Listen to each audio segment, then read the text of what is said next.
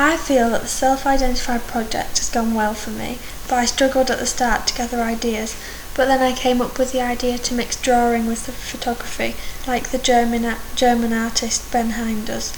I set off alright, but as the project went on I really struggled matching up the sizes of the drawings against the photographs, as they needed to fit just right, and I couldn't get my head around it.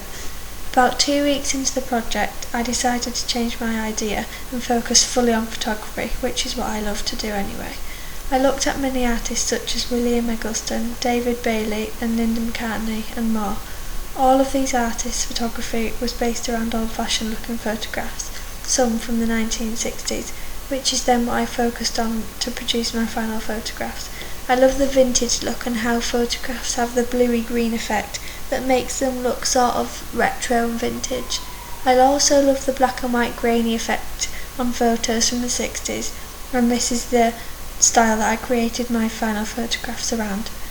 I wish I could have spent a lot more time taking my final photographs, but as it was very cold and not very good weather, I needed to just take them as quick as possible.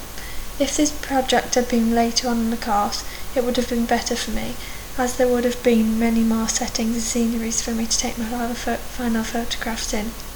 I would have liked to take photos in fields with bright green grass and lots of flowers. I also would have liked to have my model in different outfits in the photos, so then it shows us the different fashion outfits of the 1960s.